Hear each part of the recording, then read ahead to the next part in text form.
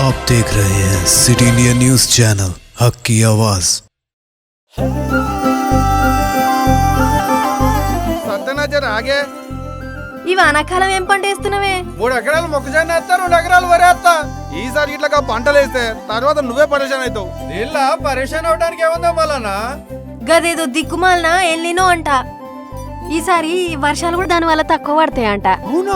చూస్తూనే ఉన్నాం కదా వాతావరణం కూడా ఎట్లున్నదో. అట్లయితే ఈసారి వ్యవసాయం ఎట్లా మరి? అందుకనే మన తెలంగాణ వ్యవసాయ శాఖ వాళ్ళు ఏం చెప్తున్నారంటే ఆ వరి మొక్కజొన్న గిసొంటి కాకుండా తక్కువ నీళ్లతోనే సాగు చేసే పంటలు గవే జొన్నలు, మినుములు, కందులు, చిరుధాన్యాలు వీటితో పాటు కూరగాయలు కూడా పండించుకోమన్నారు అన్న.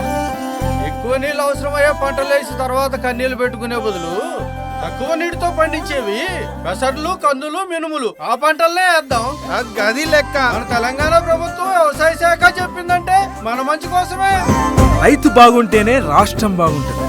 వ్యవసాయ శాఖ తెలంగాణ. रियासती वजीर पोंगुलेटी श्रीनिवास रेड्डी ने इल्ज़ाम किया है कि अवामी तायद हासिल न कर सकने वाली बीजेपी SIR के अमल को इस्तेमाल करते हुए उन इलाकों में वोटों के अखराज की साजिश कर रही है जहां कांग्रेस पार्टी मजबूत हैसियत रखती है।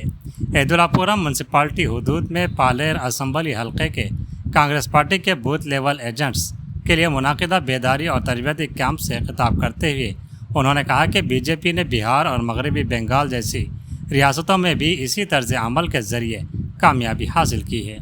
उन्होंने कहा कि जहां बीजेपी अवामी वोटों से कामयाब नहीं हो सकती वहां मुखालिफिन के वोटों को फहरिस्तों से हज़फ करने की कोशिश की जाती है। ऐसे हालात में कांग्रेस पार्टी के बूथ लेवल एजेंट्स की जिम्मेदारी है कि वो वोटर लिस्टों पर कड़ी नज़र रखें और वोटों के अखराज की किसी भी कोशिश को नाकाम बनाएं। पोंगुलेटी श्रीनिवास रेड्डी ने पार्टी कारकुनों पर जोर दिया कि वो इंतखाबी फहरिस्तों की जांच पड़ताल में सरगर्म किरदार अदा करें और हर अहल वोटर के हक रायदही के तहफ़्फ़ुज़ को यकीनी बनाएं। కాంగ్రెస్ పార్టీ బలంగా ఉన్న దగ్గరే ఈ SIR అనే ఆయుధాన్ని ఉపయోగించి ప్రజలలో గెలవలేని కేంద్ర ప్రభుత్వం ఈ ఓటర్ లిస్టు పేరుతో బతికున్నోళ్ళు ఓటు కాంగ్రెస్ పార్టీ సానుభూతి ఓట్లని లేపేస్తారు. మనకి ప్రజల్లో ఉన్న స్పందన ఉంటే చాలు. స్పందన లేని కేంద్ర ప్రభుత్వం అధికారంలో ఉన్న పార్టీ ఈ SIR ద్వారా 2 రాష్ట్రాల్లో ఇప్పటికే దెబ్బేసింది. ఒకటి బీహార్, రెండోది మొన్న జరిగిన వెస్ట్ బెంగాల్. అక్కడ మమతా బెనర్జీని, ఇక్కడ బీహార్ లో ఆ పార్టీల్ని.